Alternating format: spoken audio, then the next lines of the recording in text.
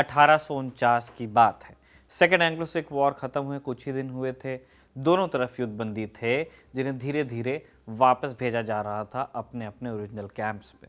इस दौरान पहली खेप में 2 ब्रिटिश सैनिक वापस अपने कैंप में पहुंचे, लेकिन उनके चेहरे पर खुशी के बजाय मायूसी थी। लटके हुए चेहरे को देखकर कमांडर ने पूछा कि तुम्हारा मुंह लटका क्यों हुआ है। पता चला कि ब्रिटिश फौज के सैनिकों की सिख कैंप में खूब आवभगत की जा रही थी। खाना मांगो तो खाना और पीने मांगो तो पीने को ब्रांडी मिल रही थी। यहाँ तक कि जब उन्हें छोड़ा गया तो उन्हें 2 बोतल ब्रांडी और जेब में 10 रुपए देकर भेजा गया था। नमस्कार, मेरा नाम है निखिल और आप देख रहे हैं तारीख, जिसमें हम सुनाते हैं उस तारीख से जुड़ी भारत की ऐतिहासिक कहानियां। आज 13 जनवरी है और आज की तारीख का संबंध है सेकेंड एंग्लो सिख वॉर से।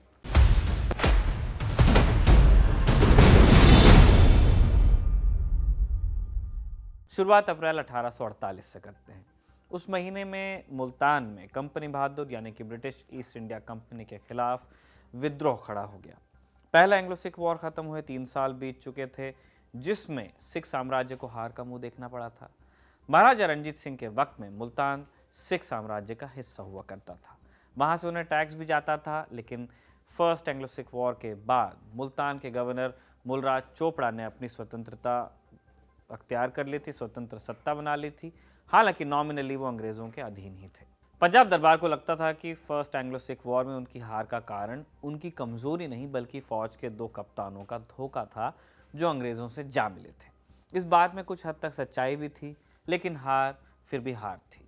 संधि स्वरूप पंजाब दरबार को जम्मू कश्मीर से हाथ धोना पड़ा, इसीलिए हार के जख्म ताज़ा थे। इन जख्मों पर नमक छिड़का गया। मुल्तान में कंपनी बहादुर ने पंजाब इलाके में फ्रेडरिक क्यूरी को बतौर कमिश्नर नियुक्त कर दिया।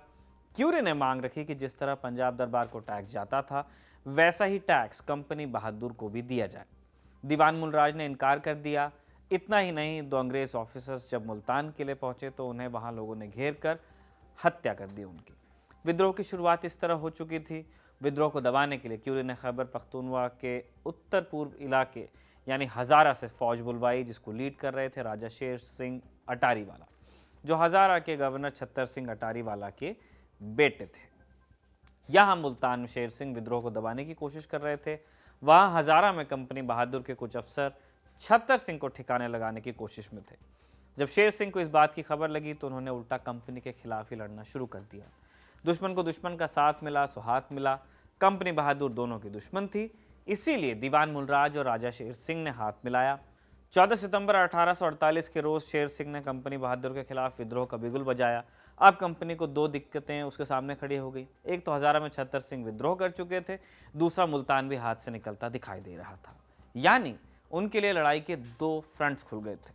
बंगाल प्रेसिडेंसी की 35,000 फौज 1845 तक पंजाब के नज़दीक तैनात थी, लेकिन फिर खर्च में कमी के वास्ते इस संख्या को घटाकर 12,000 कर दिया गया था। कंपनी बहादुर के लिए पहला टास्क था शेर सिंह और छत्तर सिंह को मिलने से रोकना। कंपनी की एक टुकड़ी ने सिंधु नदी पर बसे एक महत्वपूर्ण पोर्ट अटक पर कब्जा कर लिया। अटॉक लिखते हैं अंग्रेजी वाले। साथ ही मरगला हिल्स को कब्जे में लेकर हज़ारा को पंजाब से पूरी तरह काट दिया। छत्तर सिंह हज़ारा में ही फंसे रह गए। शेर सिंह मुल्तान से उत्तर की ओर बढ़े और चनाब नदी पार करके वहीं डेरा डाल लिया। जैसे ही ये हुआ, कंपनी बहादुर ने भी खुलकर युद्ध का ऐलान कर दिया। उन्होंने चेतावनी दी कि युद्ध के बाद वो महाराजा दिलीप सिंह को गद्दी से उतार देगी और पंजाब पर कब्जा कर लेगी। इसलिए जिस जमींदार ने विद्रोहियों का साथ दिया, उसकी जमीन भी छीन ली जाएगी, ऐसी चेतावनियां जारी की गई। धमकी। राजा शेर सिंह से निपटने के लिए कंपनी ने commander in chief sir Hugh Gough को नियुक्त किया।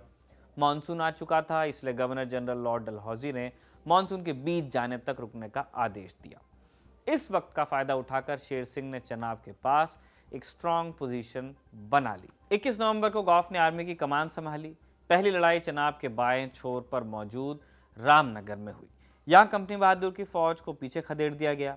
1 दिसंबर के रोज कैवलरी डिवीजन के साथ मेजर जनरल जोसेफ थैकवेल ने मूव किया। उन्होंने रामनगर से चनाब को पार किया और शेर सिंह के साथ सदुल्लापुर में उनकी भिड़ंत हुई। इस चक्कर में रामनगर पर शेर सिंह की पोजीशन कमजोर हुई तो थैकवेल ने खाली पड़े इलाके को अपने कब्जे में लेना शुरू किया।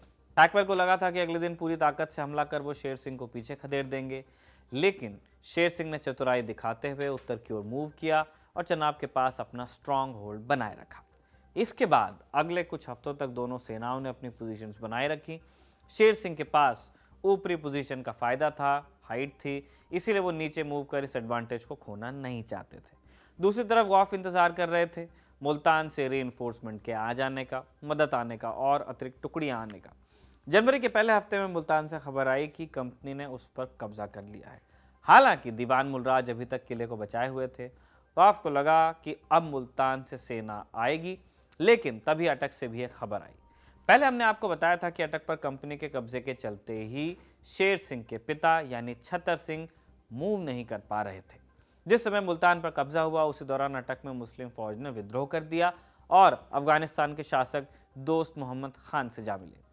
आधे दिल से ही सही दोस्त मोहम्मद छतर सिंह को सपोर्ट कर रहे थे। अटक खाली हुआ तो हजारा से छतर सिंह दक्षिण की तरफ बढ़े।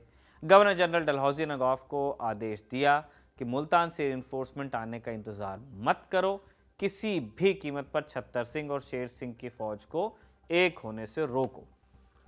इसके बाद आज ही के दिन यानी 13 जनवरी 1849 के दिन दोनों सेनाओं के बीच जंग लड़ी गई।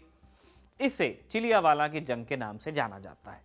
चिलियावाला आज के हिसाब से पाकिस्तान के हिस्से में आने वाले पंजाब के मंडी बहाउद्दीन जिले में पड़ता है। 13 जनवरी की सुबह गौफ अपनी सेना लेकर झेलम के किनारे रसूल की तरफ बढ़े। दोपहर तक गौफ अपनी सेना सहित चिलियावाला पहुंच गए। गौफ का प्लान था कि सिख पोजीशंस के उत्तर की ओर मूव कर अगले दिन उनके बाएं फ्लैंक पर हमला किया जाए। ऐसे इसलिए क्योंकि झेलम के किनारे करीब 6 मील लंबे इलाके में सिख फौज फैली हुई थी, जिसके कारण फ्लैंक में बीच बीच में काफ़ी जगह थी और ब्रिटिश फौज के लिए इस फ्लैंक पर हमला करना सबसे मुफीद भी होता। लेकिन गौफ ने चिलियावाला के पास एक ऊंची पहाड़ी से देखा कि सिख सेना ने इस पोजीशन से आगे मूव कर लिया है।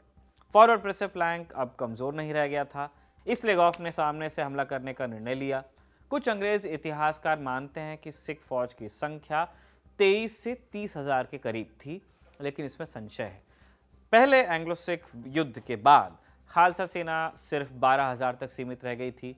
इसीलिए कुछ इतिहासकार ये भी दावा करते हैं कि चिलियावाला में सिख फौज की संख्या 10,000 से ज़्यादा नहीं रही होगी। सिख फौज के 3 हिस्से थे। बाईं तरफ शेर सिंह के नेतृत्व में एक घुड़सवार रेजिमेंट, 9 इन्फेंट्री बटालियंस और करीब 20 तोपें। शेर सिंह ने निचली पहाड़ियों और चोटियों पर पोजीशन ले रखी थी। सेंटर में लाल सिंह कमांड कर रहे थे। उनकी कमान के तहत 2 कैवलरी रेजिमेंट्स, 10 इन्फेंट्री बटालियंस और 17 तोपें थी। इनके पीछे जंगल पड़ता था, जहां लाल सिंह की आधी से ज़्यादा फौज झाड़ियों से ढकी हुई थी। बाईं तरफ एक ब्रिगेड थी जिसमें एक कैवलरी रेजिमेंट वैसे घुड़सवार फौज होती है, 4 इन्फेंट्री बटालियंस और 11 तोपें थी। आज ही का है, मतलब आज का आर्मर्ड कोर समझ लीजिए, इन्फेंट्री और आर्टिलरी, जिस तरह का कॉम्पोजिशन आज है वैसा ही तब भी होता था, उसी तरह की फौज है ये। पहले गौफ का इरादा अगले दिन इंतजार करने का था, लेकिन जैसे ही उनकी फौज ने कैंप लगाने की कोशिश की, पता चला कि नज़दीक ही सिख आर्टिलरी मौजूद है। छुपी हुई पोजीशन से सिख आर्टिलरी ने गोलीबारी शुरू की, गोलाबारी, और गौफ को मजबूरन उसी दिन युद्ध में उतर जाना पड़ा।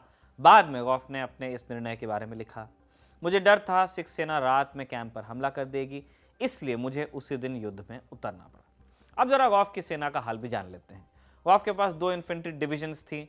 एक को लीड कर रहे थे मेजर जनरल वॉल्टर गिलबर्ट और एक को कॉलिन कैम्बल। हर डिवीजन में 2 ब्रिगेड्स थी। हर ब्रिगेड में एक ब्रिटिश इन्फेंट्री बटालियन और 2 native Bengali battalion, Bangla battalion. कुल मिलाकर 66 तोपें थीं। एक तीसरी डिवीजन भी थी जिसे लीड कर रहे थे मेजर जनरल जोसेफ थैकवेल की घुड़सवार डिवीजन को 2 ब्रिगेड्स में बांटा गया था। बाएं फ्लैंक पर ब्रिगेडियर वाइट लीड कर रहे थे और दाएं फ्लैंक पर ब्रिगेडियर पोप।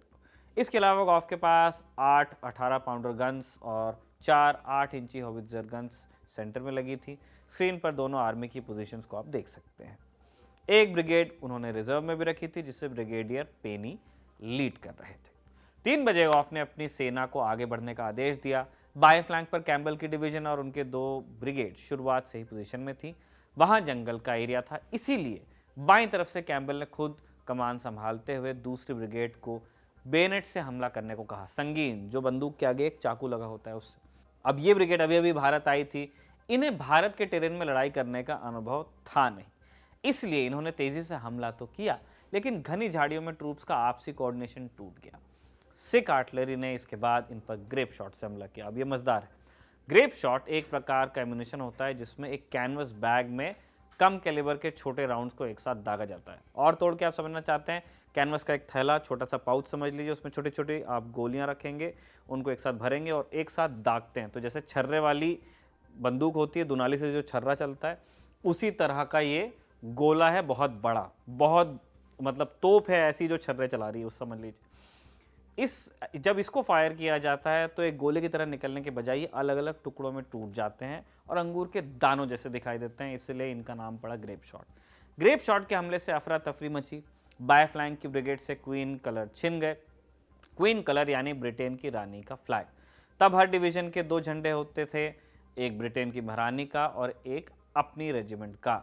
हिंदुस्तान में वैसे जो वो ट्रेडिशन अभी तक के चला हुआ आ रहा है, आज भी रेजिमेंट्स को, तीनों फोर्सेस में अलग अलग यूनिट्स को प्रेसिडेंट कलर्स दिए जाते हैं, वो झंडा ही होता है। इन्हें कलर कहते हैं, तभी भी कहते थे, और इनकी सुरक्षा के लिए अलग से कंपनी बनाई जाती थी उस जमाने में, जब हम एंग्लो सिख वॉर्स की बात कर रहे हैं।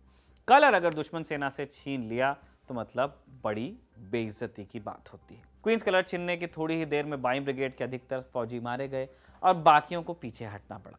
कैम्बल जिस ब्रिगेड को लीड कर रहे थे, उसकी हालत इतनी खराब नहीं थी।